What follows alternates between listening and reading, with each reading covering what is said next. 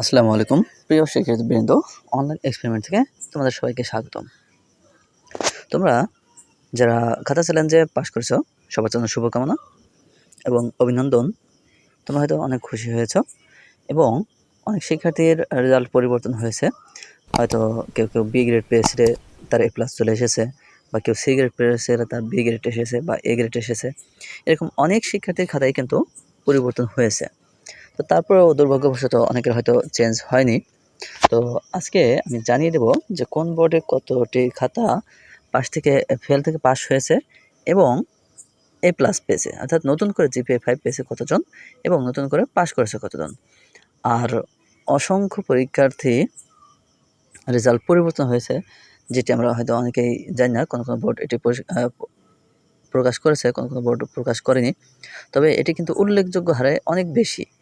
যেমন চট্টগ্রাম বোর্ডে কিন্তু প্রায় 11,000 পরীক্ষার্থীর খাতা পরিবর্তন হয়েছে, অর্থাৎ আগে যেরকম পাস করেছিল তার থেকে নতুন আবার এরকম পরিবর্তন হয়েছে। ফেল থেকে পাস করার পরেও আবার নতুন পরিবর্তন হয়েছে, এরকম কিন্তু অনেকের খাতায় পরিবর্তন হয়েছে। প্রিয় শিক্ষার্থীবৃন্দ, এখন জানিয়ে দেব কোন বোর্ডে কতজন পাস করেছেন এবং নতুন করে জিপিএ 5 পেয়েছেন। প্রথমেই আমরা জেনে নেব ঢাকা বোর্ডে কতজন পাস করেছেন।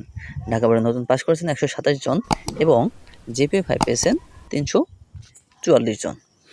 যশোর বোর্ডে নতুন পাস করেছেন 39 জন এবং জিপিএ 5 পেয়েছেন 38 জন। রাজশাহী বোর্ডে নতুন পাস 35 জন এবং জিপিএ 5 115 জন।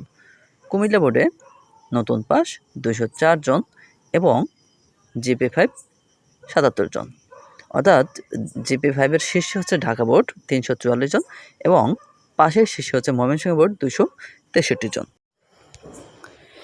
এরপর চট্টগ্রাম বোর্ড পাস 102 এবং জিপিএ 5 মাত্র 1 জন। সিলেট বোর্ড পাস 38 এবং জিপিএ 5 22 জন। বরিশাল বোর্ড নতুন পাস 3 জন এবং জিপিএ 5 25 জন। দিনাজপুর বোর্ড নতুন পাস 50 জন এবং জিপিএ 5 156 জন।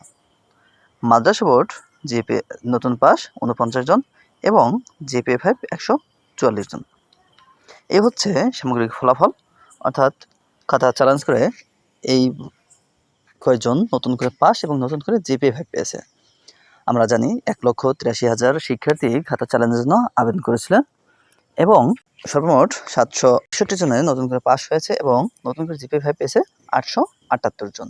এছাড়া আরও প্রায় 40,000-এর মতো শিক্ষার্থী ফলাফল পরিবর্তন হয়েছে, অর্থাৎ তাদের কারো মার্ক বেড়েছে, কারো জিপিএ বেড়েছে। এরকমভাবে হয়তো সি থেকে বি হয়েছে বা বি থেকে এ হয়েছে, এরকম বিভিন্নভাবে তাদের রেজাল্টটা পরিবর্তন হয়েছে। তাই খাতা চ্যালেঞ্জ করলে যদি কনফিডেন্স থাকে তাহলে অবশ্যই খাতা চ্যালেঞ্জটা করা উচিত। কারণ খাতা চ্যালেঞ্জ করলে অবশ্যই ফলাফল পরিবর্তন হয় যদি সেটা যৌক্তিক হয় এবং কনফিডেন্টলি হয়, তাহলে কিন্তু অবশ্যই রেজাল্টে পরিবর্তন হবে। আর যদি তুমি নিশ্চিত হয়ে থাকো যে তোমার রেজাল্ট পরিবর্তন হবে না, বা তুমি নিজেই ভুল করেছো বা নিজেই খাতা ঠিকমতো লিখতে পারোনি, তাহলে কিন্তু খাতা চ্যালেঞ্জ করে কোনো লাভ হবে না।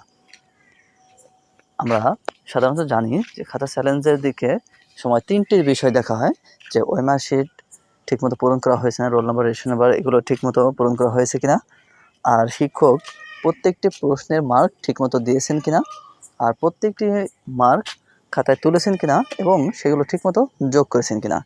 এই 3টি বিষয় কিন্তু পুঙ্খানুপুঙ্খভাবে দেখা হয়। তো তার মধ্যে থেকেই এই রেজাল্টটি প্রকাশ করা হয়। আর খাতা কিন্তু পুনরায় আবার নতুন করে দেখা হয় না। খাতা দেখে যে রেজাল্টটা দেওয়া হবে তা কিন্তু না, খাতা শুধু এগুলো পুনর্নিরীক্ষণ করা হয়, পুনর্মূল্যায়ন করা হয় না। তাই আবারও যারা পাশ করেছে তাদের জন্য শুভকামনা।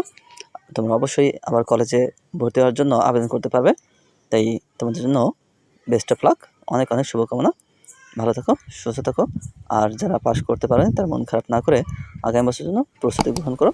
আগামী বছর যেন ভালো একটি ফলাফল করতে পারো, সেই প্রত্যাশায় আজকের মতো এখানে শেষ করছি। প্রিয় শিক্ষার্থীবৃন্দ, যদি আমার চ্যানেলে নতুন হয়ে থাকো তাহলে চ্যানেলটি অবশ্যই সাবস্ক্রাইব করে রাখবে এবং যদি ফেসবুক থেকে দেখো তাহলে অবশ্যই আইডিটি ফলো দিয়ে রাখবে, যাতে পরবর্তী সকল আপডেট সবাই সম্পাদন